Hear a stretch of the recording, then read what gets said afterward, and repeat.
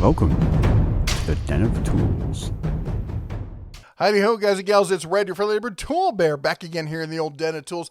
And my gosh, Stanley Black & Decker has dipped into their piggy bank, broken out some cash, and they've bought yet another company. I kid you not. Today it was announced 9 hours ago, as of me filming this, that Excel Industries was sold to Stanley Black & Decker for $375 million. That's a little more than a third of the price of what they paid for Craftsman, okay?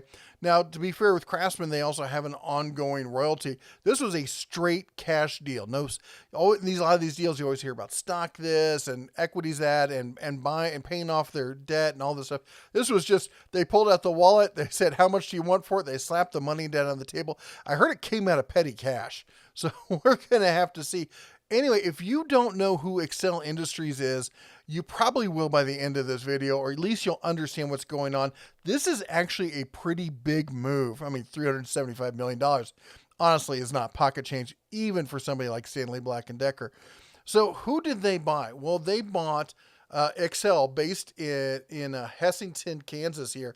Now, what they do is they're kind of a parent company. They have 600 employees, all right, and they're a parent company that owns a couple big zero-turn mower companies. First off is Big Dog Mowers, and I've talked about Big Dog before, and a lot of you actually told me about Big Dog, and they do a lot with residential, and they do a lot with commercial. And if you look through here, we've got, I think it's like 7 different models here, from the Rex MP, the Alpha MP, the Alpha MPX, the Blackjack. Yeah, that looks like a dangerous setup right there. And the Stout, look at that. All right, and then if we go to the Big Dog commercial line, it starts at the Stout, the Diablo MP, the Hike, and the Trooper, and we moves up from there. Now, the other one that they own is Hustler. Now, I realize we're doing, lawn and maintenance care, but that just sounds dirty if you ask me. Anyway, but I mean, you're in the dirt anyway, right? I guess it is. The point is here, they do residential and commercial also, but they're more towards the commercial side, if you know what I mean. That's their big thing. Now, they have a lot of these are surprisingly similar. Some of them they're the same, but you're going to get more and bigger options here on the Hustler side. And we go through all these, the Raptor XL, the Flip Up, all that. But we get to the commercial side, the Fast Track, the X1, the Super Z, the Hyperdrive, the Trim Star. We see they're just getting bigger and bigger. Look at this sucker. That's a massive mower there. The Diesel Z. Anyway, so we have some, let's see, I did see pricing here before. What happened? Did I lose the price? Oh, they had the pricing on the consumer stuff. You have to talk to the dealer to get the pricing on the commercial. Anyway, so what does this mean? Why is Stanley Black & Decker, who already has MTD and does outdoor power equipment, they've got the Craftsman zero-turn mowers. Why do they need 2 more mower companies? Well, they talked about it here, and they mentioned the words here. Let me see if I can find it, where this is a strategically important bolt-on acquisition as we build an outdoor products leader. All right, now this is the important part. So when a company talks about, this is some financial stuff. When a company says bolt-on, what that means is they're not buying a major acquisition. This isn't a huge thing for them that they see. This is, okay, here's something that's really closely aligned to what we already do, and I can just grab that and we can just stick it on anywhere, and it's just going to merge right in because it's so close to what we're already doing. And that's what this is. They're already doing zero-turn mowers. They're already doing outdoor power equipment, the whole 9 yards here.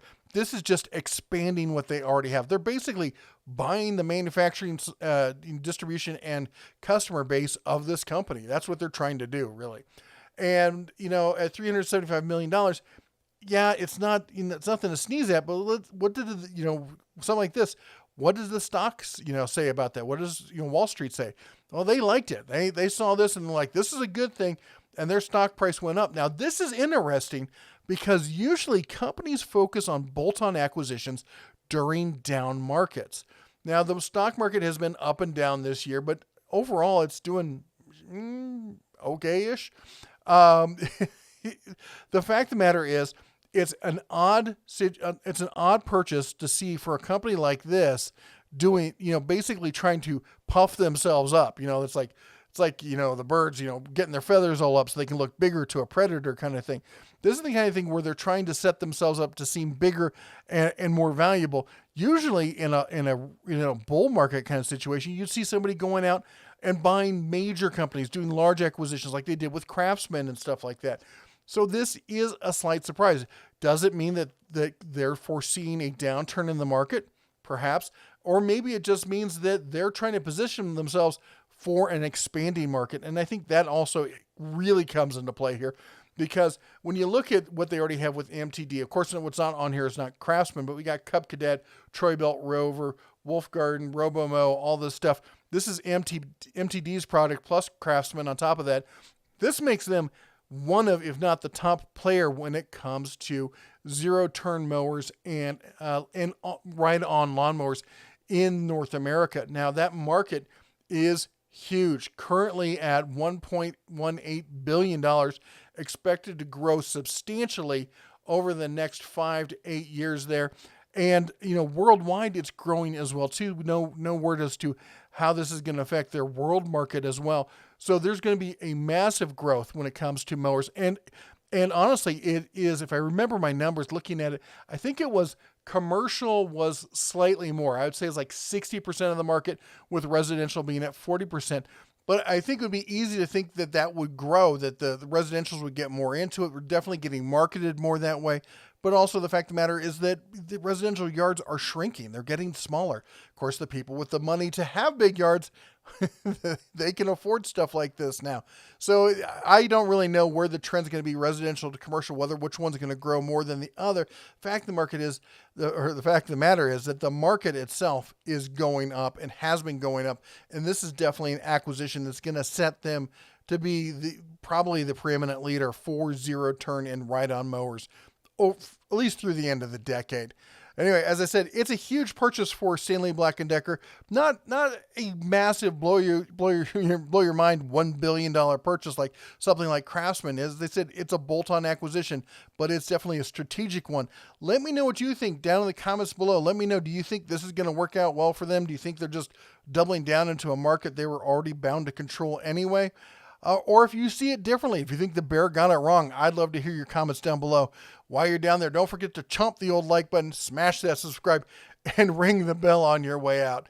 You all take care, God bless, and as always, shine on.